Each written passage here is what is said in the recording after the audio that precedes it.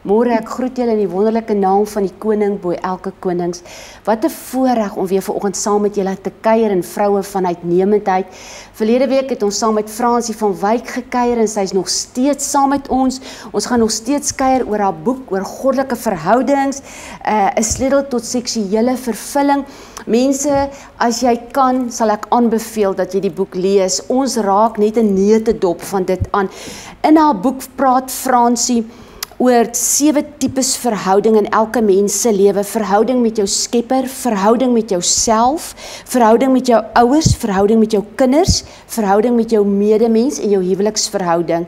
En vanoggend gaan ek en sy bietjie stil staan as sy met ons gesels, dit wat Vader op haar hart gelê het oor jou verhouding met jou skepper.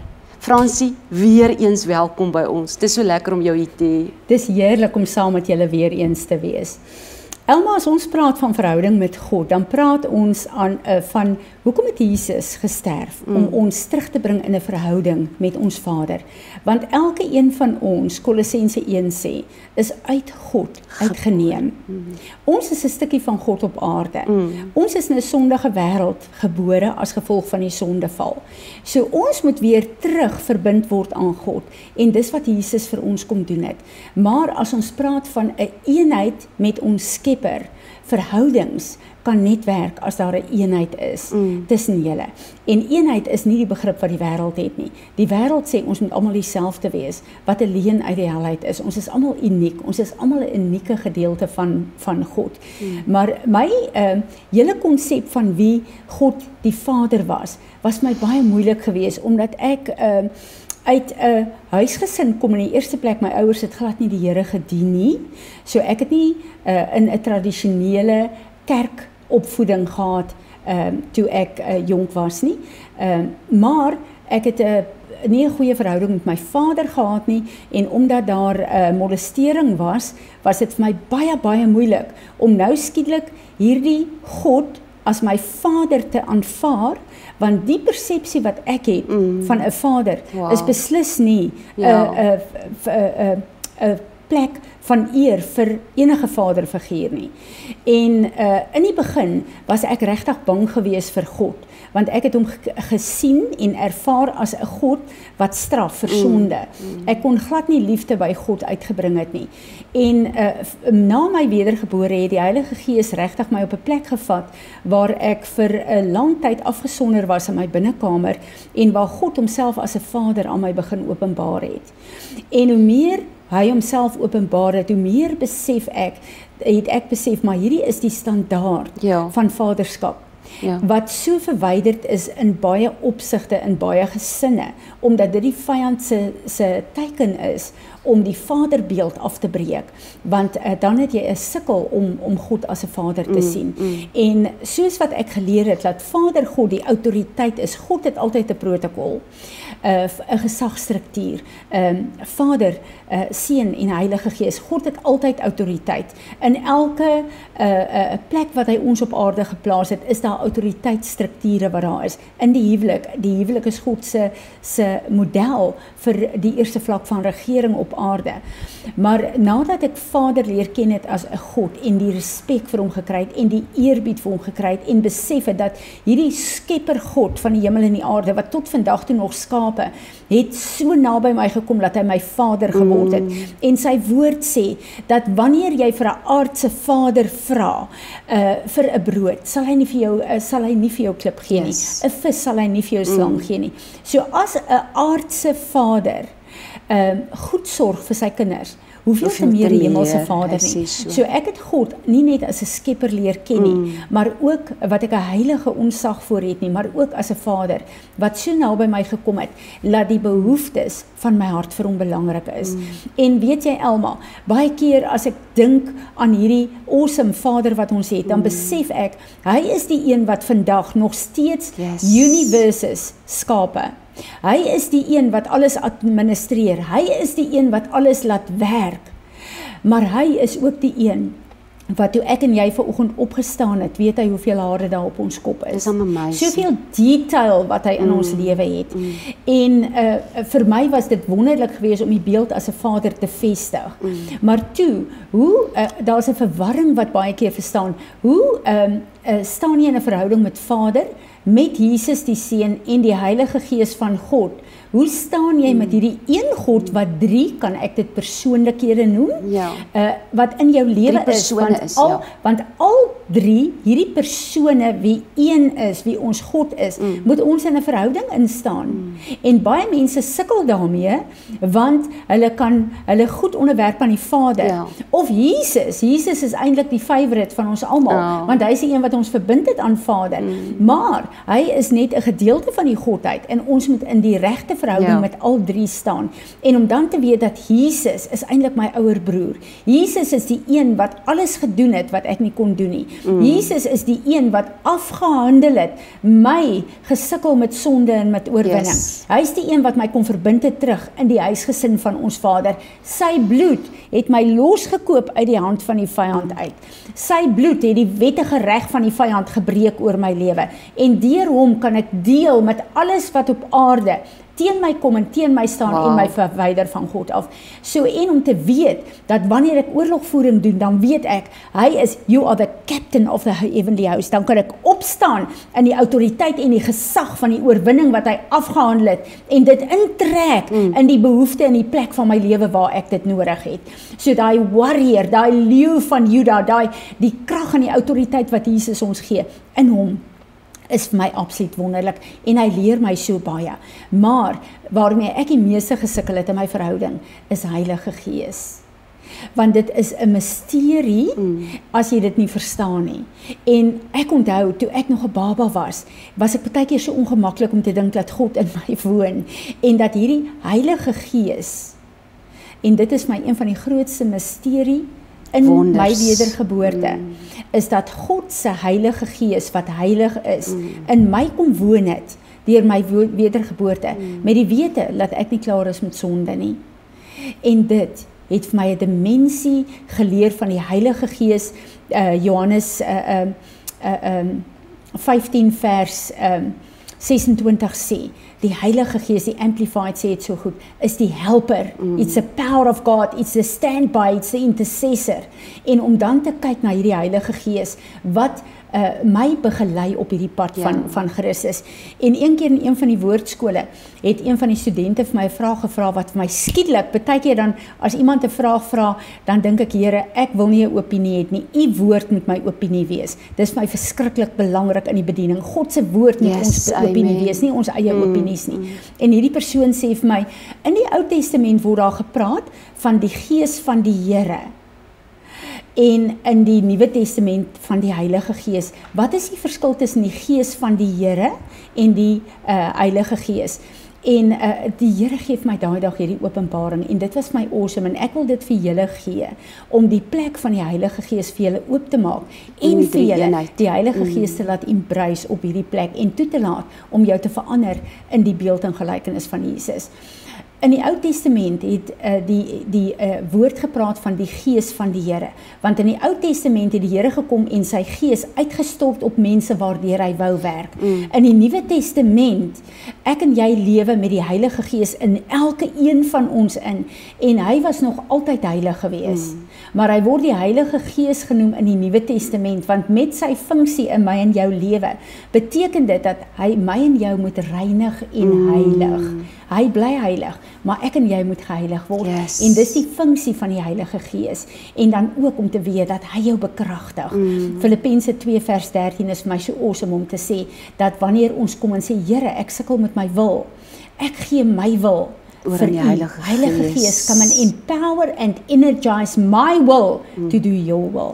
En dit was vir my awesome. En dit bring my op daai selfde plek waar die Heilige Gees in die tuin van Getsemane, wat was Jesus se groot stryd daar?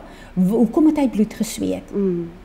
Dis nie net die wete dat hy Golgotha toe moet gaan nie, maar wat het hy gedoen? Hy het gesê, Vader, sy wil te kruisig. My wil is om hierdie beker te laat verbygaan.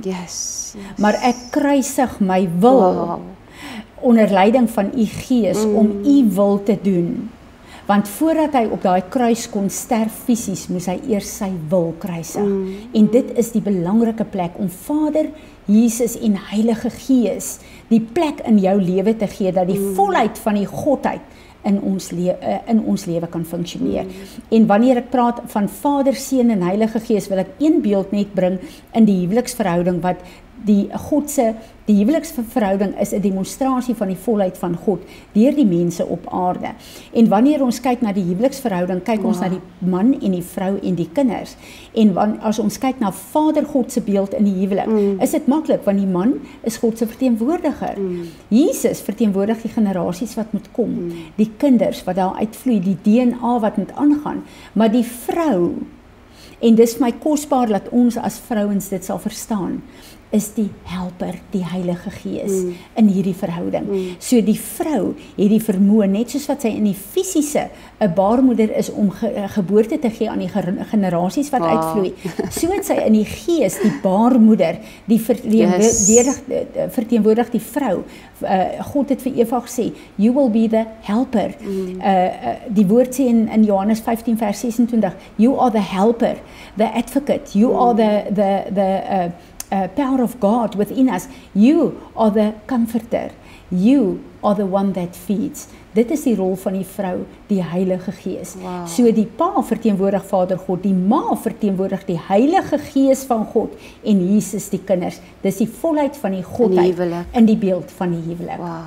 Jou Fransie, jy skryf in jou boek, ek haal aan, om 'n verhouding met God drie-enig te hê, is om werklik elke vakuum in jou menswees vervul te sien. En dis my gebed vir elkeen wat ingeskakel het, dat jy Vader sal leer ken, dat jy Heilige Gees sal leer ken, dat jy Jesus sy regmatige plek in jou lewe sal gee. Ek wens ons kon nog so 'n bietjie stil staan. Ek ervaar die teenwoordigheid van die Heilige Gees nou, maar ek wil hê jy moet met ons bietjie gesels oor jou verhouding met jouself. Want Lukas 10 vers 27b sê, jy moet jou naaste lief hê soos jouself. En ek weet vanmôre, jy wat dalk luister, wat ingeskakel het, veral my vrouens, sukkel geweldig met selfaanvaarding, selfverwerping, minderwaardigheid. Gesels bietjie met ons oor dit. Elma, ek het 'n passie om hieroor te gesels, want dit is my so hartseer as ek sien, veral vrouens, waar ons baie beweeg om vrouens te bedien, hoe minderwaardig hulle is en hoe misverstaan hulle plek in die koninkryk van God, maar ook hulle plek hier op aarde. As ons kyk na Psalm 139, dan kyk ons na die Psalm van hoe God ons geskape het. En daar staan, ek weet ons nie tyd nie, maar ek sou graag, ek verwys die mense na Psalm 139 om dit weer te gaan lees, maar onder leiding van die Gees van God, dat die Heilige Gees dit vir jou oopmaak. Daar staan, dat hy het eers 'n droom van ons gehad. Daar staan dat in the volume of your book. So God het elke een van ons geskape. Hy het 'n boek geskryf oor ons, nie net 'n blou drukplan nie, dis 'n boek wat hy oor ons geskryf het. En daar staan dat sy gedagtes voor ons in hierdie boek wat hy opgeteken het, is so groot soos die sand van die see. En toe ek gesukkel het met hierdie konsep, toe sê Vader vir my, gaan buite toe en vat 'n teelepeltjie en skep 'n teelepeltjie sand. En ek gaan doen dit.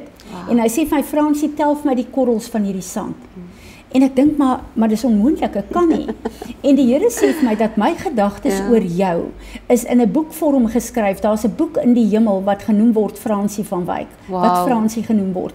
En my gedagtes oor jou is soveel soos hierdie sand. Jy kan dit nie eers tel nie. Nou as jy vir my so belangrik is dat ek 'n boek oor jou geskryf het, dat my gedagtes soveel is soos die sand wat jy nie eers kan tel nie. Wie en wat is jy regtig? En deur dit nie te verstaan nie, verwerp jy wie God jou kom maak het. En as jy dit nie verstaan nie, as jy vanuit jou persepsie, die persepsie wat mense vir jou sê, die persepsie wat die vyand oor jou ouers, gesagsfigure, dit oor jou vestig, as jy daai leuns glo, dan verwyder dit jou van die boek wat God vir jou geskryf het. En daardie God wat die skepper is, het 'n boek oor jou geskryf om al die detail van jou lewe van jou roeping wat hy het in daai boek vas te vang. En daar het ek besef, Here, ek het so 'n diep, as gevolg van die goed waarby ek betrokke was, as gevolg van die verwerping wat ek gehad het, selfs na my wedergebore, as gevolg van so baie dinge in my lewe, het ek 'n beeld van myself gehad, wat nie u beeld is nie. En ek het 'n keuse, gaan ek die beeld wat die vyand en mense gevestig het oor my verwerp, en gaan ek die waarheid, die blauwdrukplan, die oorspronklike plan van wie Fransie is, gaan ek volgens daai boek begin lewe. En dit het 'n geweldige deurbraak vir my gebring, en ek het besluit, ek gaan wees wie God wil hê ek moet wees. So, die grootste ding waarmee mense sukkel, is selfverwerping. En ons is 'n gees en 'n siel en 'n liggaam. As jy jouself verwerp, jy kan watse goeie maskertjies op jou hou. Mense lees jou in die gees, en mense sal jou hanteer volgens wat jy van jouself dink. En hier is 'n baie fyn lyn. Baie mense kom en dan word hulle geleer van hoe awesome hulle is, dan gaan hulle in 'n arrogansie en 'n trots en 'n hoogmoed in, wat amper hierdie tipe van as hulle met jou begin gesels, dan voel jy so halwe weerstand. As jy met die humility van jou God besef dat jy is 'n demonstrasie wat God op aarde geplaas het. Ons moet een ding onthou, Jesus het ons losgekoop, hy het gesterf daarvoor. Wanneer iemand gesterf het, laat hy 'n testament na. Die Nuwe Testament is ons erfenis wat Christus vir my en jou nagelaat het. As ek en jy dit nie verstaan nie, dan leef en sterf ons op aarde sonder om een detail van daai oorwinning op aarde as 'n krag vir God te gebruik. En wanneer jy verstaan wat hy vir jou kom doen het, moet jy weet dat as jy dit in jou lewe toepas, dan is dit suksesvol dit wat hy voorgesterf het, en dan is dit geaktiveer in jou lewe. So selfverwerping is een van die grootste wapens wat die vyand gebruik, veral in vrouens se lewe, ja, ek ervaar dit ook. En as jy verstaan wie jy is, en ontdek wie jy is, dan kan jy opstaan vir wat God jou voorgeroep en geskaap het. Nie wat mense of jouself jou wil maak nie. Ja, dis dan wonderlik hoor. Ek sê vir jou, as die mens regtig gaan kyk wie jy in Christus is en begin besef wie jy in Christus is, kan jy regtig opstaan. En dis my awesome voorreg. Ek glo dat die vroue gaan begin opstaan. Ek glo dat die tyd verby is, dat ons kop onderste bo geloop het. Ek dink aan 'n ou liedjie wat Terry McCollum sing, hy sing, he's the lifter of my head. In Christus kan ons koppe opstel, want hy het so fenominale prys betaal. En jy wat ingeskakel is vanmôre, ek wil bid dat jy op hierdie oomblik Vader se liefde en teenwoordigheid vir jou sal ervaar, dat jy werklik 'n nuwe openbaring sal kry van wie jy in Christus is deur die krag van die Heilige Gees. Fransie, ek wil vir jou vra, vir jy nie bid vanmôre nie, en in die naam van Jesus, ek weet in die Gees het jy geweldig autoriteit, en you are general in the spirit, breek, en ek weet vanmôre in my gees ervaar ek, daar gaan 'n shift in die Gees van hierdie dag oor jou identiteit kom. Ek glo dit.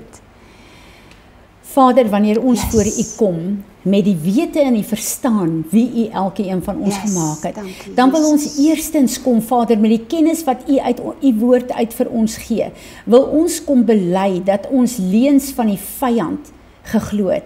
Ons wil kom bely, Vader, dat ons geglo het wat mense as 'n instrument in die hand van die vyand oor ons uitgespreek het, en laat ons onderwerpe daarin. Ons wil kom glo, Vader, dat die aanklagte van die vyand, veral waar ons vandaan kom voor ons wedergeboorte, vir ons persepsies oor onsself kom gee, wat nie die waarheid is nie. Ek wil kom en ek wil sê, Here Jesus, dankie, dat U bloed gekom het, dat U bloed ons losgekoop het uit die hand van die vyand, dat U bloed ons skoon gewas het, gees, siel en liggaam. Ek wil vir U kom dankie sê, Here, dat U vir ons identiteitsdokumente uitgereik het, met ons wedergeboorte, wat die oorspronklike plan, die identiteit van Jesus Christus, ons Heer en Meester is. En ons wil vanoggend kom en vra, Vader, dat U elke vals identiteitsdokument, wat die vyand oor ons karakter en ons lewens uitgereik het, sal kom verbrand met die vuur van God.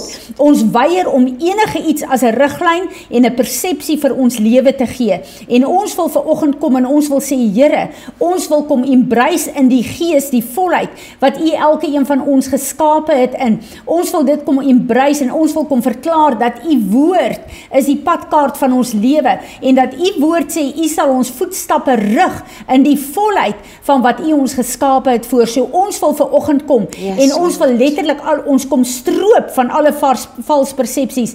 Ons wil kom bely dat ons onsself verwerp het en ons wil alle verwerping in selfverwerping wil ons soos 'n kleed kom afruk van ons af en ons wil dit in U vuur kom sit met elke vals identiteitsdokument en ons wil vanoggend U bloudruk plan, ons destiny opnuut weer opneem en sê, Heilige Gees van God, kom salf ons ore en ons oë, help ons om te lees en te sien en te onderskei wat Vader ons voorgeskape het en kom salf U ons, come and empower us with your grace to walk this walk. En ek bid Here, dat U alles wat ons opgerig het, as gevolg van ons selfverwerping sal neerlê en dat ons in 'n eenheid met U sal kom begin beweeg. En Here, dankie dat ons verstaan dat U woord sê, dat ons kan ons naaste lief hê soos ons onsself lief het. Here, en ons wil kom vergifnis vra, dat ons 'n vals liefde vir ander mense gehad het, omdat ons onsself nie lief het nie. Here, leer ons hoe om onsself lief te hê, om die regte verhouding met ons te staan, en te besef dat ons is 'n kosbare stukkie van U, wat op aarde gedeponeer is, om 'n verskil hier te maak, om vir U te regeer, en om terug te vat, wat die vyand kom steel het van die mensdom, en veral van vroue, in die naam van Jesus Christus. En ons neem 'n keuse in hierdie dag. Gees van God, raak vaardig oor elke lewe, elke plek in ons lewe, wat onvrugbaar is, wat verwaarloos is, wat in verwarring is, en bring ons in 'n goddelike orde, sodat Jesus Christus die eer sal kry, en Vader die erfenis sal kry. Dankie Gees van God, dat U ons hiermee help. Amen. Amen. Amen. Ek groet weer. Die tyd vlieg verby. Dankie dat jy ingeskakel het, en onthou, jy is kosbaar vir jou hemelse Vader en uniek. En ek bid dat jy werklik sy teenwoordigheid hierdie week sal ervaar, soos nog nooit van tevore nie. Totsiens.